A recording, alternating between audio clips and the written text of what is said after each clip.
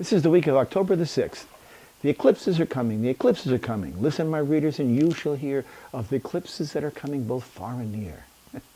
October is eclipse month, and it begins midweek on October the 8th with a full moon lunar eclipse at 15 degrees Aries. This eclipse appears smack dab in the middle of Aries, so it will be fully fueled by the power of impulse, aggression, initiation, and desire. With the full moon, we all know what can yield when it comes to desire.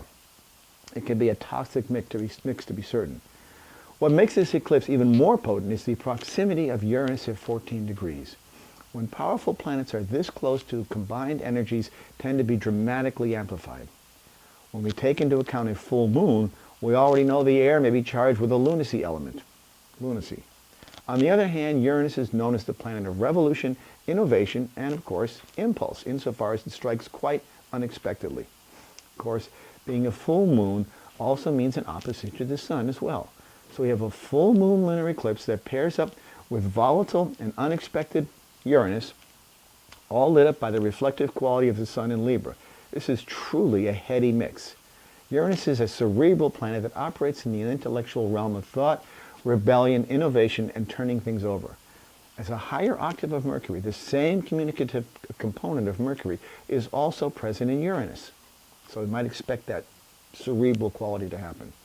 Fresh on its retrograde path, Mercury will tip back into Libra by the end of the week and continue on, as I mentioned last week, until it stations direct at 16 degrees Libra. Do you recognize anything important here? Notice the degrees that I mentioned, 14, 15, 16.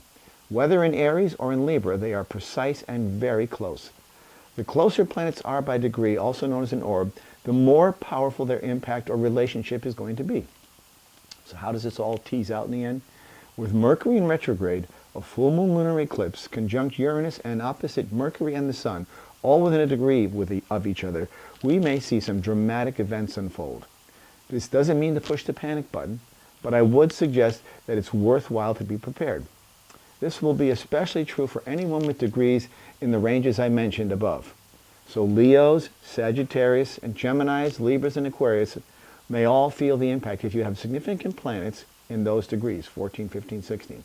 Speaking of Leos and Sagittarius, we find Jupiter at 17 degrees Leo, trining, which is generally a harmonious angle, to Mars at 17 degrees Sagittarius at the same time as all his other activities unfolding. Again, the closeness of the degree is worth noting. As the drama continues to unfold in a multitude of particularly hot spots in the global stage, we may bear witness to a firestorm of sorts. A firestorm simply because all the fire signs are involved, Aries, Leo, Sagittarius. I would remind you that before we run for the hills or try to wrench our hands in despair, that dire events do bring change, simply through the sheer act of necessity.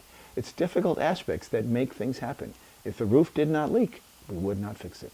Listen each Friday morning to Turning of the Wheel on Awakening Zone Radio at 11 o'clock a.m. I have interesting topics, great guests, information that you can use for these times. Call me at 714-364-4353 or write to me for a reading, chris@chrisflisher.com. My direct line is 978-393-1036 to connect with me. My website, turningofthewheel.com. I'll talk to you all next week. This is an intense time, but nothing that we have to panic about. I'll see you then.